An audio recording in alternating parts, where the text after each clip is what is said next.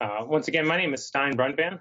I'm an associate professor here at the University of Michigan-Dearborn in the College of Education, Health, and Human Services. And my area is educational technology. I'm also the director of master's degree programs here in the College of Education, Health, and Human Services. So any applications to any of our master's programs will come through me, and I'll review those and make decisions about admittance on each of those applications. But tonight we're going to be focusing on our Masters of Arts in Educational Technology specifically. And so I want to go through a presentation briefly with you. We'll have time for question and answers at the end of the session. If you really have a question you want to ask while I'm speaking, you can feel free to unmute your microphone and go ahead and jump in with that question. Otherwise, if you want to hold it till the end, feel free to do that. But as a reminder, if you have any kind of technical issues and you need to reach out to someone because of a technical problem, feel free to use the chat window, and one of our moderators will help you work through any issues that you're having. I'm going to switch off my camera and I'm going to share my screen so that you can see the presentation that I have. And so as I mentioned, this is the College of Education, Health, and Human Services. We're going to be talking about the Master of Arts in Educational Technology. So in this presentation, I'll introduce you to the program, the master's program. I'll take you for a little tour of an online course that I'm currently teaching so you can get a sense of what the learning management system looks like and what an online course might look like.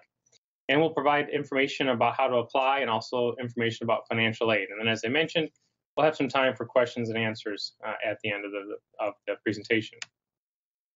So the Masters of Arts in Educational Technology, as you can see, we offer an advanced knowledge of a broad range of educational technologies to our students. You'll learn how to use a variety of hardware and software. You'll learn to use things that are designed for online, hybrid, face-to-face environments, mobile technologies, a whole array of different technologies, and also how to integrate those technologies in different contexts, whether it be face-to-face, hybrid, online, and across the curriculum. And by curriculum, that is often referred to in a K-12 type of educational setting. But we also have students from outside the K-12 environment who have their own curriculum or their own training agenda, their own content they're trying to cover. And so we definitely explore ways to integrate technology in those environments as well. And going on with that same notion, we find that the program is very suitable for people within K-12 environment and outside of that traditional K-12 environment as well. We have people that work with adult learners, whether they are nurse trainers. We've got some people that train X-ray technicians.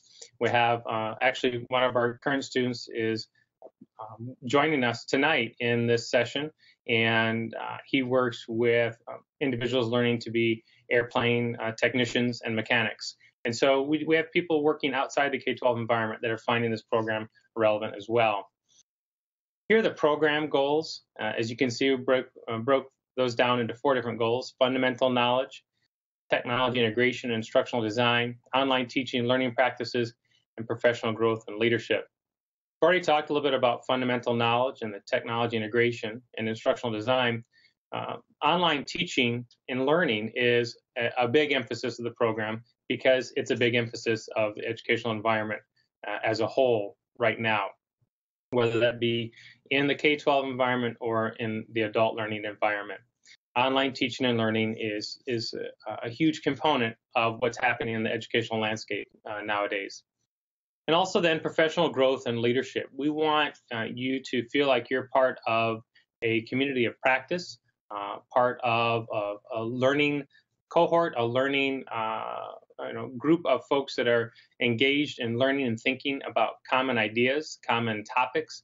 And we also want people to learn how to assume leadership roles in their own organizations, institutions, schools, districts, whatever setting you might be working in.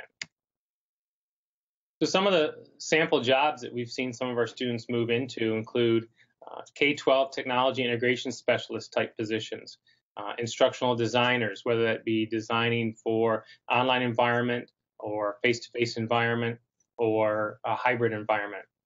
We've also seen students move into positions similar to an online school director.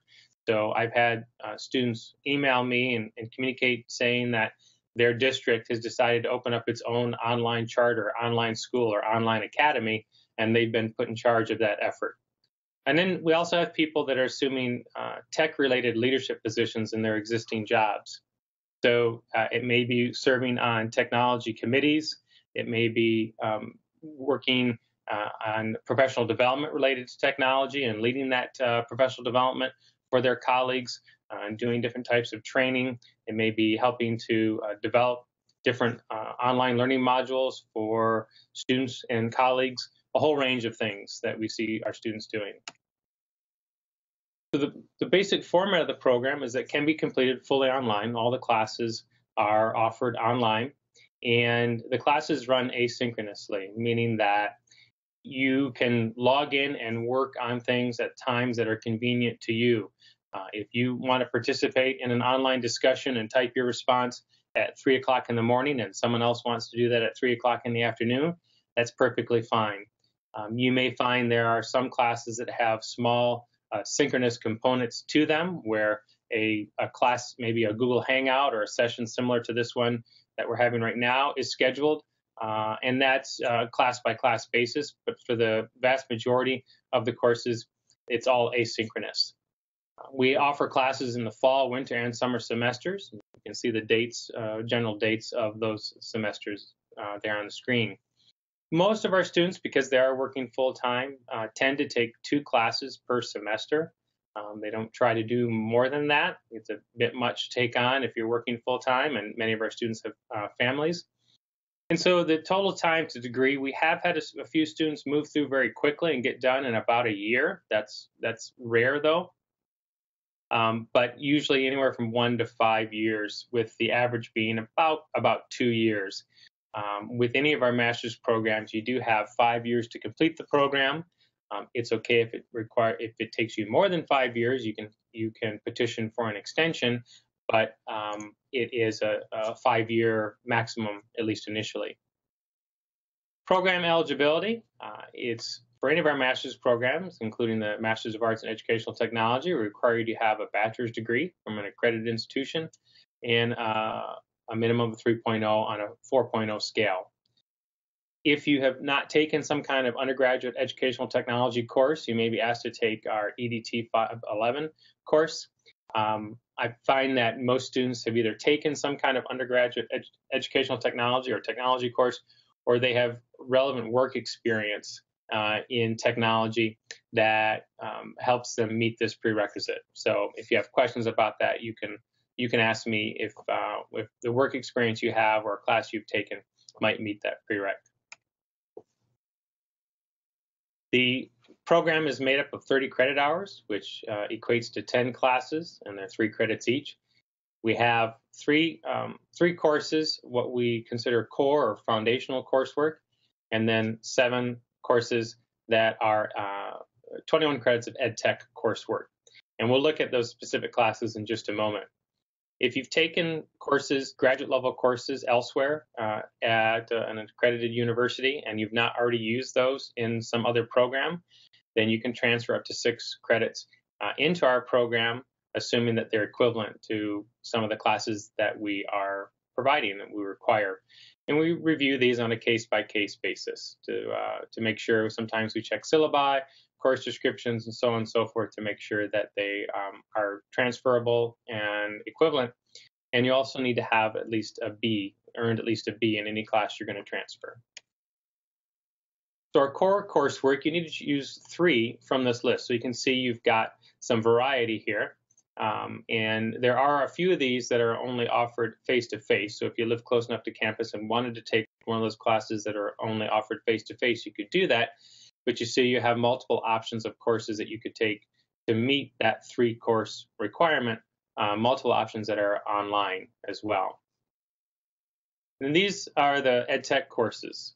These are only offered online. And of these 7 courses, I've taught all of them except for EDT 501. I've taught all the other courses multiple times. So if you have questions about a particular course, I'd be glad to entertain those questions at the end of the presentation. As you can see from the courses, we've got quite a selection. We look at research, current trends, past research, issues in educational technology. You get to learn a variety of tools. You get opportunities to actually teach with and use the tools that you're learning about. Several opportunities to explore online teaching and learning, develop online teaching modules, implement those modules. And that's a big part of this program. It's not just reading about and discussing in an online discussion, or maybe playing with some of these technologies, but actually designing something you can use and implementing it, and then reflecting on that experience to see how did it go, what would you do differently, what did you learn from it, and those types of things. And the courses are finished up by EDT 531, a Leadership and Professional Development in Educational Technology. And this is a capstone course of sorts, where you get an opportunity to run your own needs assessment, design a set of professional development opportunities in response to that needs assessment. Once you identify an area of need for a particular organization, possibly your school or place of work, and then design a system of professional development to lead to address those needs. And so this is where you bring everything together and put it into practice within your own work environment. So I'm just going to take a quick tour of a course that I'm currently teaching. We use a system called Canvas, which is our learning management system. And the course we're going to be looking at is called Introduction to Online Teaching and Learning. We'll pull that up real quickly, and I'm going to switch over to student view so that what you're seeing looks more like what you would see if you were an actual student in the course. So as I mentioned, this system is called Canvas, and this is the home page for this particular class, EDT 520. And there are a variety of different tools over here along the side, and depending on the instructor teaching the course and the course itself, there may be more or less of these tools listed in the navigation pane. So announcements, we'll just look at a couple of these. Announcements are exactly what it sounds like. These are announcements that the instructor can make to the entire class. The way I use announcements is each week I have a weekly update announcement. I send that out each Friday. And that announcement is intended to alert the class to upcoming assignments, tasks that need to complete, if there's new content that's been added to the site, I mentioned that in the updates, so that students have that regular information and regular messages coming from me on a weekly basis. Of course, we have assignments. All the assignments are facilitated through Canvas. So as a student, I see that I've already got some overdue assignments because I haven't turned anything in yet. Of course, this is just a demo account that I'm using to look at this as a student. Here are my upcoming assignments. I can see when they're due. I can see how many points they're worth, and I can click on each of these to learn more about them and actually submit my work if I want to. In some cases, you might be submitting a Word document or providing access to a Google document or uploading some other kind of file or providing a link to a website you've created or a wiki or a blog or a multimedia artifact that you've created. So any number of things that you might be turning in for these assignments. We have regular discussions, weekly discussions. So if I click on discussions, the way I'm running discussions for this particular class is I've broken them into 3 groups, the Maize group, the Michigan group, and the Blue group. So each week we have 3 different smaller groups. They're all discussing the same topic. The reason I've broken them into groups is just so that we can make the discussions more manageable. Instead of having one large discussion with 24 or 25 students, I have 3 smaller groups, each with 7 to 8 students a piece, and it just makes it more manageable for our weekly discussions. I'm going to skip down to the files area. In the files area, this is sort of like the library of the course. Students can get their course readings here. They'll see on a particular date what course readings are due, so they know when to. They have to have read those readings prior to that date. They can access the weekly podcast here. I record a podcast for each week, again with information about preparing them for the upcoming week, topics to focus on in assigned readings, and all sorts of things. And so they can get access to those podcasts here. they can always check the syllabus to see different dates. The syllabus tool plots things out on the calendar, so they can see it in calendar view over here, and they can also see it in list view, so they have a reminder of what's upcoming, what's going to be due in the near term, what's going to be due further on down the road. There's also a modules tool, and I use these on a weekly basis where I provide content, whether it be a course overview or content related to specifically what we're learning about that week. You can see I've got modules through week 7 because that's where we are in the semester. And each week I will open up a new module for students. So sometimes it has a couple different content sections. Sometimes it'll have just one. So if I click on this particular content section, you can see there's information to read. There may be links to follow. There may be videos to watch, and other things for me to review as a student related to that module and whatever's being taught in that particular for that particular week. And there's a chat tool, and I use that chat tool for my virtual office hours. So I'm available in the chat room for students if they should need me during those office hours. That's a basic overview of the course, and many of our online courses run very similar to that one, even though they may be taught by different instructors. So the application process, you can complete the application online. We require a $60 application fee, which is waived for anyone attending the virtual open house tonight, as long as you apply within a month. And it would be good for the starting in either summer 2015, fall of 2015, or winter of 2016. So any of the next 3 semesters that you plan to start, that application fee would be waived. And all you do is when you start your application, you can just select Attend the Graduate Open House on the fee waiver screen, and then it will allow you to waive that fee. We need official transcripts from all post-secondary institutions you've attended, so both undergraduate and graduate, if you happen to have any other graduate work that you've done. And those do need to be official transcripts. We ask for a complete statement of purpose and a resume, and then 3 letters of recommendation. We have rolling admissions, so potential students are able to submit their applications really at any time. We ask that you try to get it in sooner rather than later, generally by August 1st if you're looking for a fall term start, December 1st for winter, and April 1st for summer. We can process applications after those deadlines, but it becomes a little more difficult the closer we get to the start of the semester. So the sooner you can have things turned in, the better. This slide provides information about our current tuition and fees, the cost of tuition and fees.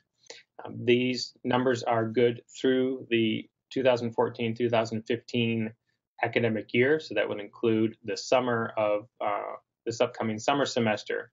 But there's a good chance that, as happens each year, tuition will be recalculated, and there may be a possible increase to these numbers starting in the fall. So you can see what it would cost for a 3-credit course, 6 credits, or 9 credits. And there's the resident, and then if you live outside the state of Michigan, there's a non-resident tuition. Financial aid at the graduate level primarily comes in the form of loans. And so you can see information there about the direct unsubsidized loans and the Grad Plus loan. Those interest rates are reset on July 1st of each year. And there are some limits there, particularly for the direct unsubsidized loans, on how much you can take out annually and what you can take lifetime. And that lifetime amount includes both undergrad and graduate loans. In order to be eligible for financial aid, you do need to be at least a half-time student. And half-time is considered to be 4 to 5 credit hours per semester. Now, obviously, if you're taking 1 to 3 credit hour class, that does not qualify you. So that's one reason why many of our students end up taking at least 2 classes, which would put them at 6 credits and put them above the half-time requirement in order to be eligible for their financial aid. If you would like to learn more about current student scholarship opportunities. There's a link there. And I should mention that I will email this presentation out to all participants after the session tonight, so you can have access to these links and this information to review it at your leisure.